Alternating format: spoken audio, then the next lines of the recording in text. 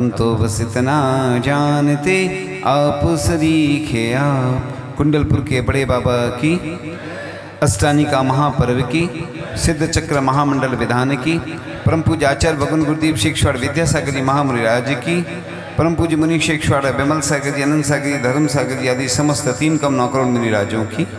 बोले परम पूज्य मुनि श्री भाव सागर जी महाराज की।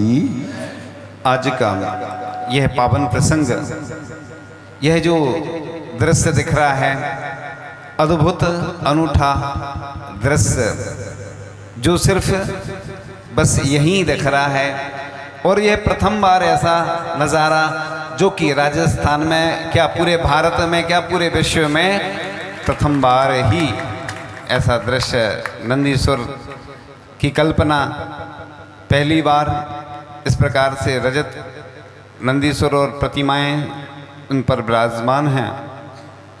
भक्ति के अवसर बिरले लोगों को ही प्राप्त हो पाते हैं। ऐसे बहुत से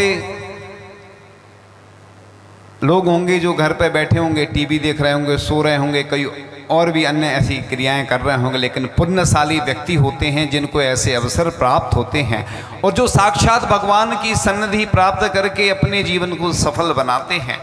इसलिए धवला पुस्तक में एक श्लोक आया था, उसका अर्थ है कि हे भगवान, आपका नाम स्मरण करने से समस्त विघ्नों का नाश होता है, कोई भय नहीं होता है। बाहरी शक्तियां कभी उपद्रव, ऊपरी बाधाएं जो होती ना, उपद्रव नहीं कर सकती हैं, अच्छे पदार्थों की प्राप्ति होती है। यानी जिनेंद्र भगवान की भक्ति करने से हमेशा फायदा ही फायदा है, कभी नुकसान नहीं हुआ। अगर किसी को नुकसान हो जाए तो हम इंश्योरेंस आज से कर देते हैं, आपका हमारे पास आ जाना, उसकी पूर्ति हम करवा देंगे। वैसे तो आज तक कोई नहीं आया, ना हमने देखा है कि भगवान की भक्ति करने से किसी को नुकसान हुआ हो। हाँ, अन्य कोई घटना घट सकती है, वो आपके पाप के कर्म की वजह से ऐसी कोई अशुद्धि हो जाए, कोई अन्य आपके असावधानी हो जाए, उसके कारण से ऐसी घटना घट सकती है। इसलिए यह महाअनुष्ठान आपका पुण्य बढ़ाने के लिए आते हैं, क्योंकि आज देखते हैं लोग परेशान हैं, कोई बीमारी से, कोई अन्य समस्या से ग्रसित है, तो बस अगर कोई समस्या का समाधान है तो एक भगवान ही हैं, क्योंकि भगवान की भक्ति करने से ही सभी विघ्न बाधाएं दूर होती हैं। आचार्य मानतुंग स्वामी रहे हों, चाहे आचार्य समंतबद्ध स्वामी रहे हों, उन्होंने भगवान की भक्ति ही की। एक बार गणेश प्रसाद जी बरनी थे और ग्रस्त अवस्था में थे और परिक्रमा कर रहे थे सम्य शिखर जी की, और उनको प्यास लगी। प्यास लगने के कारण उनका कंठ अवरुद्ध सा होने लगा, उनको ऐसे लगा जैसे मरण हो रहा हो, और उन्होंने भगवान पार्श्वनाथ से प्रार्थना की, हे भगवान पार्श्वनाथ भगवान, अगर मेरा मरण हो गया तो लोग सम्य शिखर जी आना छोड़ देंगे, अब आप जानो। ये नहीं कहा कि पानी मिल जाए, कोई व्यवस्था हो जाए।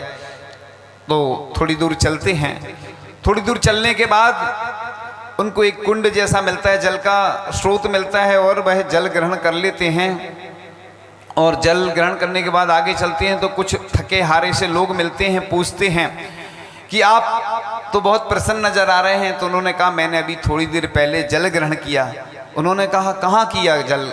उन्होंने कहा, थोड़े पीछे एक कुंड जैसा मिला हमें और उससे हमने जल ग्रहण किया। लोग जाते हैं, देखते हैं तो वह वहाँ से जो कुंड था वह गायब हो जाता है। अब बताइए आप, किसने व्यवस्था की जल की? किसने की? देवों ने। तो आपके चरणों की वह रज होते हैं, जब आप भक्ति करते हैं आपका पुण्य प्रबल होता है तो अपने आप आपकी व्यवस्था हो जाती है। इसलिए आप लोग ये नहीं सोचना कि हम व्यवस्था कर रहे हैं। कई लोग श्रेय लेना चाहते हैं कि हमने ये कार्य किया तभी हुआ है।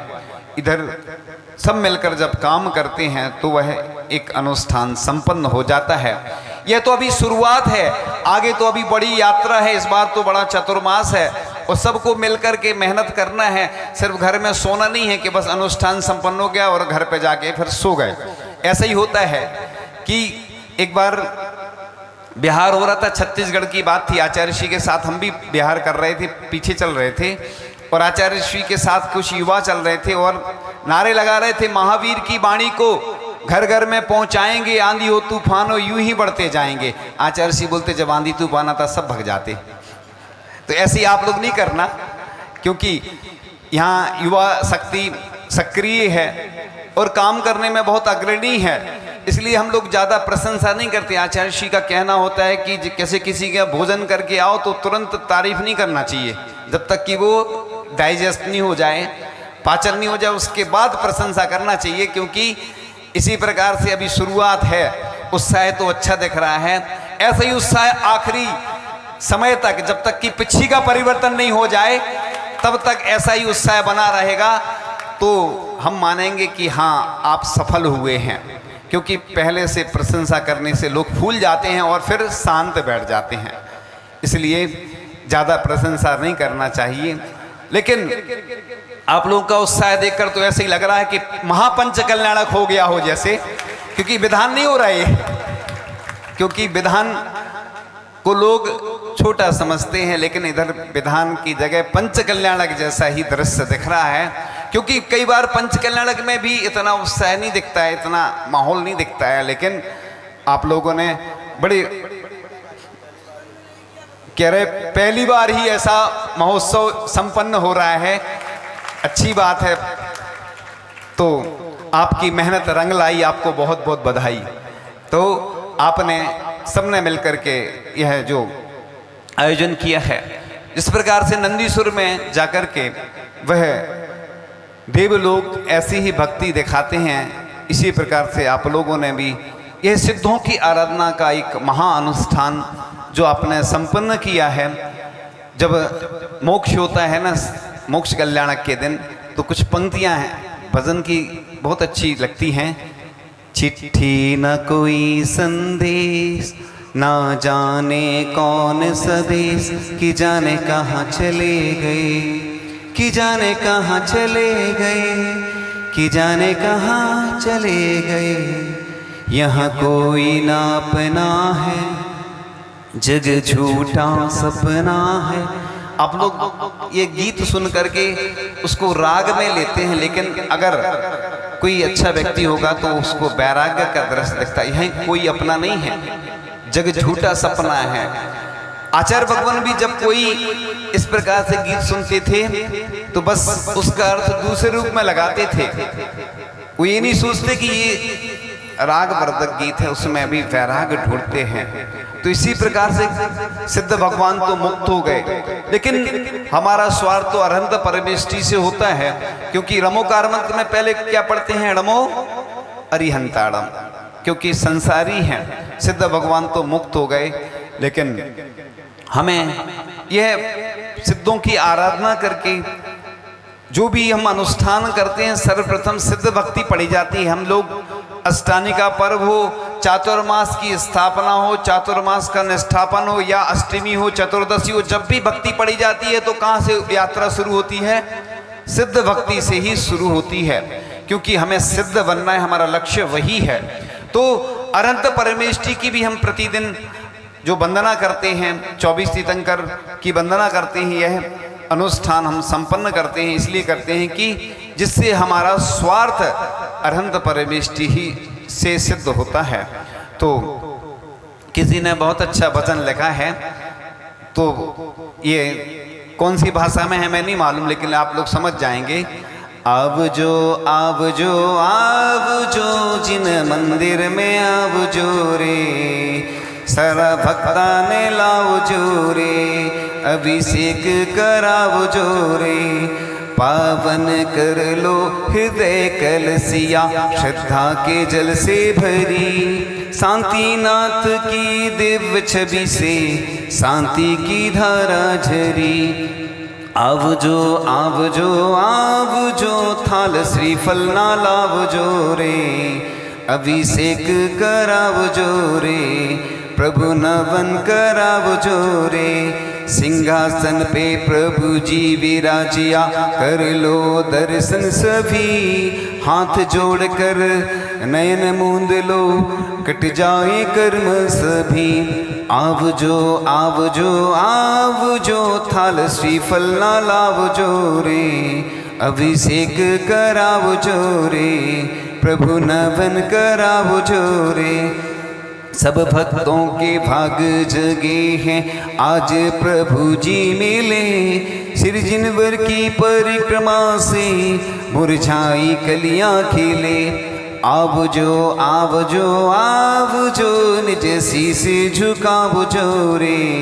अभिषेक करावो जोरे प्रभु नवन करावो जोरे।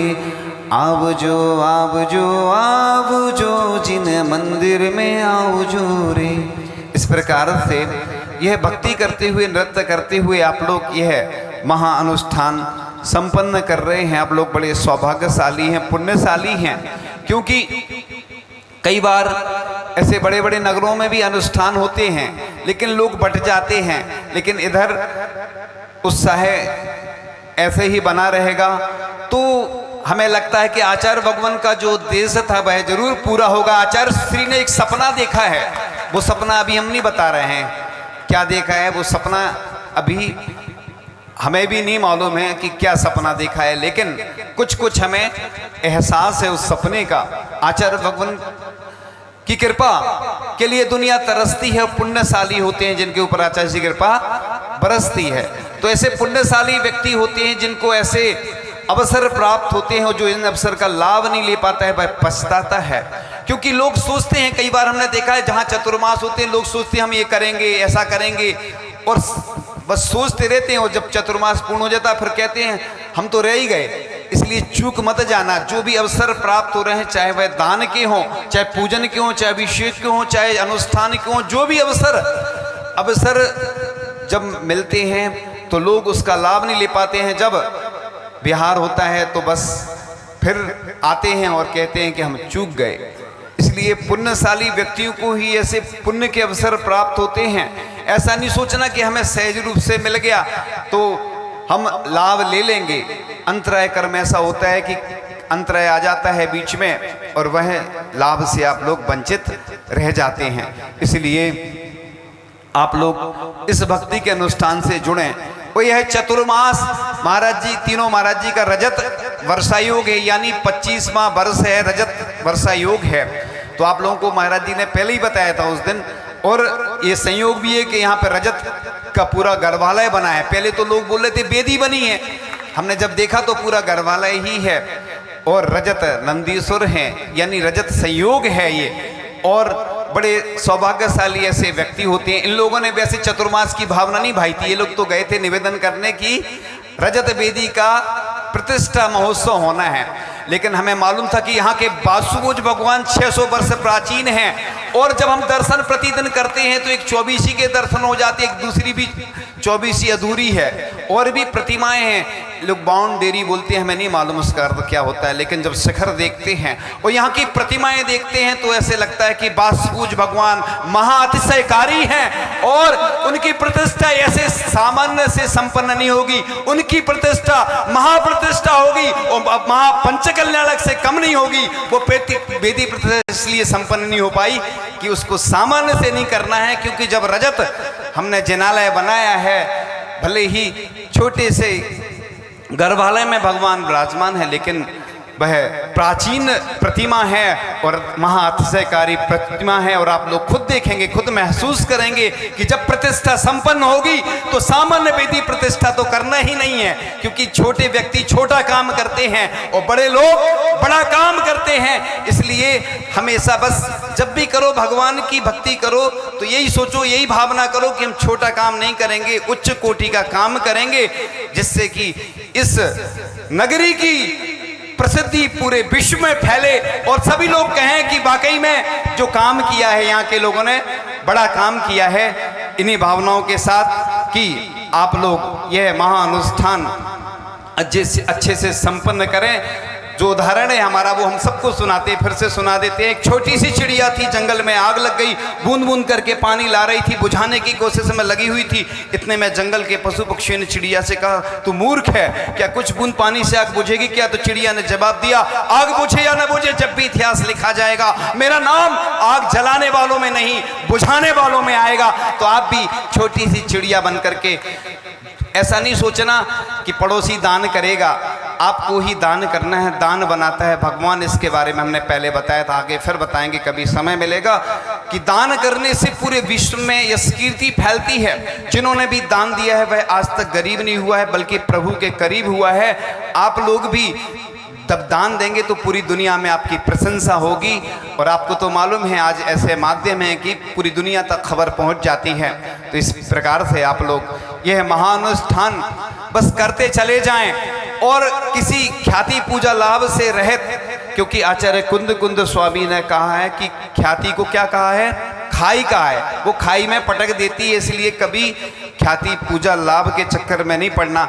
जैसे आचार्य भगवान ने कोई अपने नाम से कोई तीर्थ नहीं बनाया है, जो नामुना के कामना से कोसों दूर हैं, कहीं कहीं ऐसे संत भी जरूर हैं। हमारे आचार्य भगवान आज पूरी दुनिया उनको जानती है, उनकी प्रशंसा करती है, उनकी चर्या को हमेशा लोग याद करते हैं।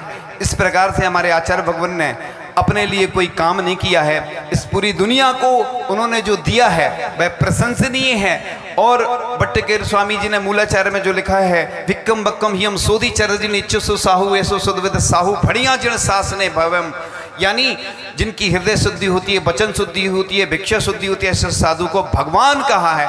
इसलिए हमने शुरू में मंगलाचरण में कहा था, चलते फिरते तीर्थ हैं, यानी वो स्वयं तीर्थ हैं और वो जहाँ जाते हैं वहाँ स्वयं तीर्थ का निर्माण हो जाता है।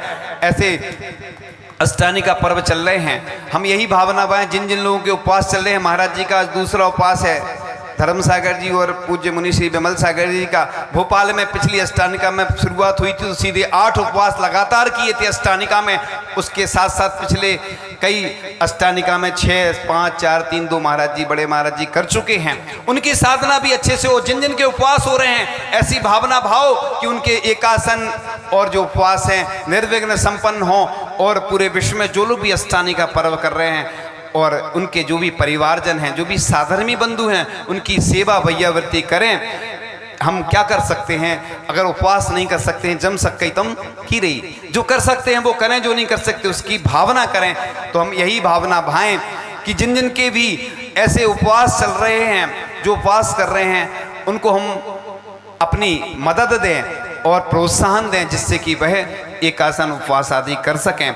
इसी प्रकार से आप लोग आगे भी ऐसे भक्ति करते रहें, भक्ति का अनुष्ठान संपन्न करते रहें, क्योंकि ऐसे बहुत सारे लोग हैं, कई जगह सोचते हैं कि मैं सिद्ध चक्र करवाना है, कई वर्षों से उनके अरमान हैं लेकिन नहीं हो पाते हैं यहाँ पर। लेकिन सभी ने मिलकर के जो यह महानुष्ठान किया है सेपरेट, और यह महाराज जी की, बड़े महाराज जी की जो प्रेरणा रही नंदीसुर की, उनका सपना था जो साकार हुआ। और यह सपना यहीं के लोगों को यह दृश्य देखने को मिल पाया है और पूरे भारत के लोग इन दृश्यों से वंचित रह गए, लेकिन आगे उनको सबको मिले, यही भावना है। इन्हीं भावनाओं के साथ परम पूज्य आचार्य भगवान गुरुदेव श्री ईश्वर विद्यासागर जी महामुनि राज की